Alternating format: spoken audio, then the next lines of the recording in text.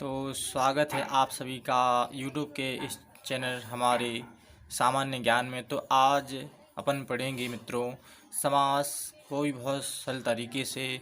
तो देखें समास किसे कहते हैं। तो परिभाषा, दो या दो से अधिक शब्दों या पदों के मेल को समास कहते हैं। समास का अर्थ होता है संक्षिप्तीकरण। तो वही समास के भेद। तो समास के मुख्य रूप से 6 भेद होते हैं। तो उनके नाम सुने।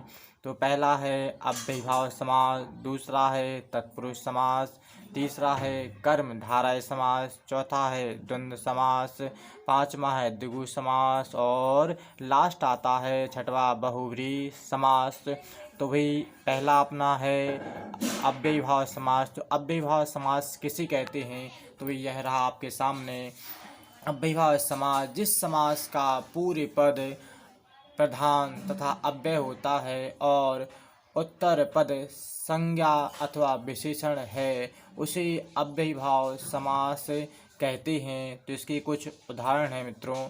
तो पहला है यथामति। तो यथामति का समास विग्रह क्या होगा। मति के अनुसार, यथा शक्ति। तो भाई शक्ति के अनुसार। आजन्म। तो आजन्म का समास विग्रह क्या होगा। जन्म से लेकर। आपका चौथा है आजीवन। तो आजीवन का जीवन भर। यथा समय। तो समय के अनुसार। अगला समास आता है तत्पुरुष समास। तो तत्पुरुष समास किसे कहते हैं। तो जिस समास में दूसरा पद प्रधान होता है और पहले पद की विभक्ति चिन्ह का लोप कर दिया जाता है, उसे तत्पुरुष समास कहते हैं। जैसे शरणागत, शरण में आगत, पथ भ्रष्ट, पथ से भ्रष्ट, राजकुमार, राजा का कुमार, गुरु दक्षिणा, गुरु के लिए दक्षिणा, नीति निपुण, नीति में निपुण। तो यह रहा भाई आपका तत्पुरुष समास। आपका तीसरा समास आता है कर्मधारय समास। तो कर्मधारय समास किसे कहते हैं। तो वही उसको ही पढ़ें अपन। तो कर्मधारय समास, जिस समास में प्रथम पद विशेषण और दूसरा पद विशेष्य होता है, उसे कर्मधारय समास कहा जाता है या कहते हैं। तो कुछ उदाहरण हैं। चंद्रमुख, इसका समास विग्रह क्या होगा। चंद्र के समान मुख, कमल नयन। तो कमल के समान नयन। घन श्याम। तो घन के समान श्याम। कनक लता। तो कनक के समान लता। नील गगन, नीला है जो गगन। पीताम्बर, पीला है जो अंबर। तो यह रहा भाई आपका कौन सा समास, कर्मधारय समास। तो भाई अपना अगला समास जो है वह क्या है। अपना अगला समास रहा तो चौथा समास है आपका भाई द्वंद्व समास। तो जिस समास में दोनों या सब पद प्रधान होते हैं, उसे द्वंद्व समास कहते हैं। जैसे कुछ उदाहरण हैं। दिन रात। तो इसका समास विग्रह क्या हुआ। दिन और रात। पाप पुण्य। तो इसका समास विग्रह क्या हुआ। पाप और पुण्य। सुख दुख। तो इसका समास विग्रह हुआ सुख और दुख। लाभ हानि। तो इसका समास विग्रह हुआ लाभ और हानि। भला बुरा। तो इसका समास विग्रह हुआ भला और बुरा। माता पिता। तो इसका समास विग्रह हुआ माता और पिता। तो पांचवा समास है द्विगु। तो द्विगु समास किसे कहते हैं।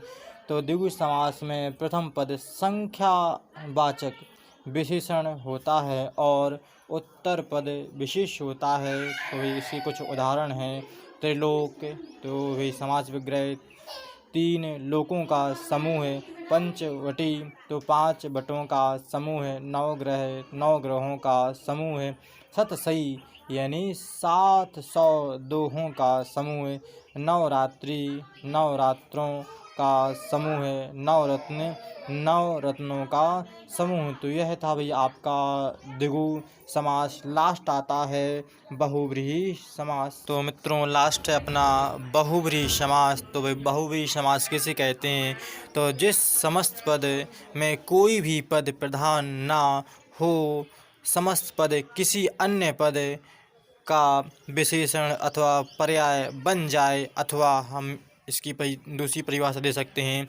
यानी सिंपल सा है, इसमें भाई दोनों पद किसी तीसरे पद की ओर संकेत करते हैं उसे बहुव्रीहि समास कहते हैं। कुछ उदाहरण हैं, जैसे भी लिखा हुआ है दशानन, तो भाई इसका समास विग्रह क्या हुआ? 10 हैं आनन, जिसके यानी ये तीसरे पद को प्रमुखता दे रहा है। तीसरा पद कौन हो गया भाई? रावण।